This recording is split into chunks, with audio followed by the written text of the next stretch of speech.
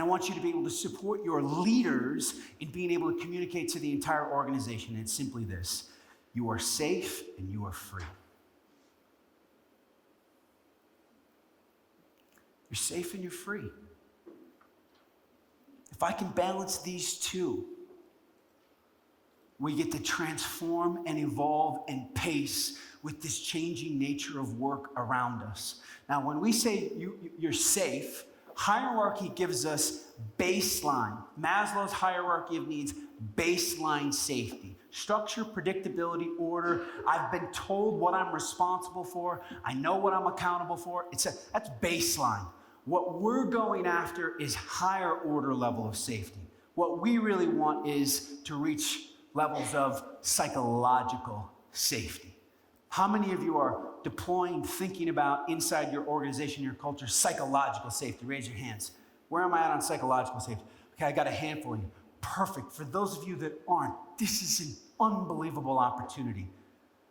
Now, when we say psychological safety, essentially what are we talking about? What does that mean, psychological safety? And there's no right or wrong answers here, but just shout out, like, what do you think from either your research or in your firm, how you've defined it, your organization? Psychological safety. What's that? It's okay to make mistakes. Great answer. It's okay to make mistakes. Beautiful. What else? Anybody over on this side? It's okay to make mistakes. Yeah.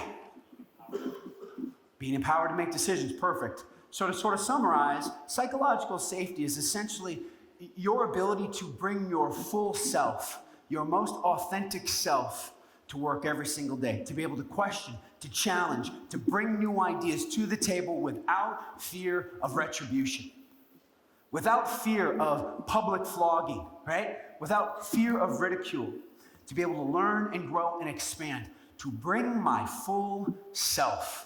Psychological safety. And it's not just a nice thing. The research behind this is incredible. Amy, for those of you who are interested and you want to go deeper on this, Amy Edmondson has been studying this for a long time. She started putting out great research on this front back in the early 90s. Her research fueled one of the greatest studies of high-performance teams ever done by Google. And many of you are familiar with this. That study came out about 5 years ago. How many of you remember that study? Google looked at their 100,000 employees and they said, we want to understand what was the formula for high performance across all our teams. And they found there were 5 key drivers. And of those 5 drivers, the single most important was psychological safety.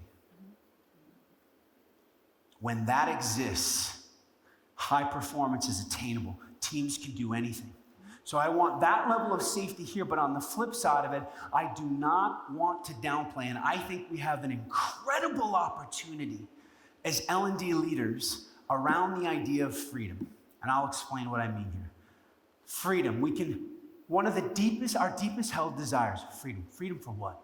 Well, think about it for yourself and just give me shout out some examples. What do you want the freedom, you personally, not your organization, not your people, not the teams you support, you personally, what do you want the freedom to do, be, and have more of in your life professionally?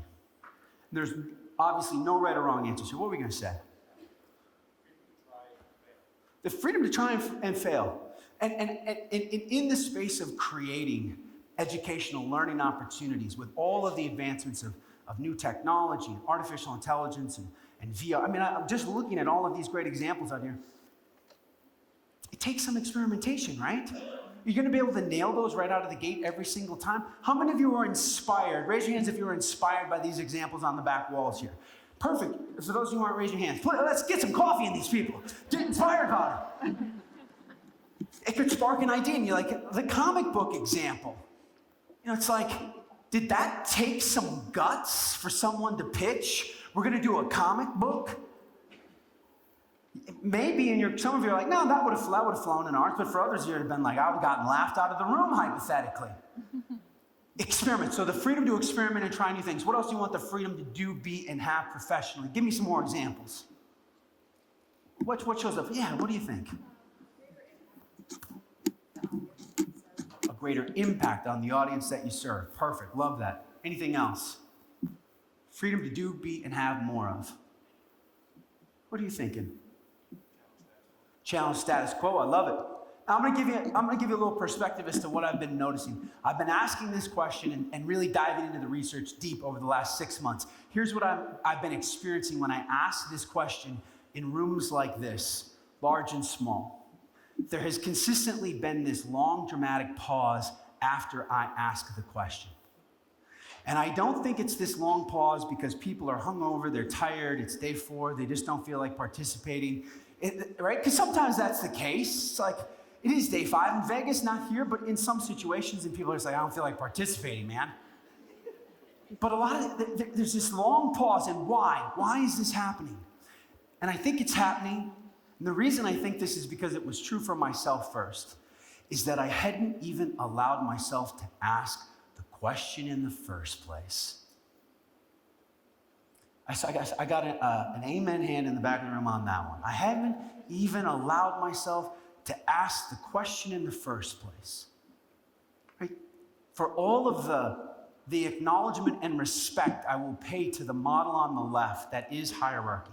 In many cases, what it has done to us, what society has done to us, it has created this little box that we get really good at playing in and within. This is my role, this is my responsibility, and we stop pushing against the edges. I don't even try to experiment anymore. I don't even ask for what I think I can get, not for what I really want. How long have you been doing that in your life? I ask for what I think I can get, not for what I really want. And my heart and my soul is bursting for more freedom and more expansion and more expression. Because that's my very nature. One of the greatest questions you can ask your people, go back in your teams, ask them, what do you want the freedom to do, be, and have more of? And then just listen.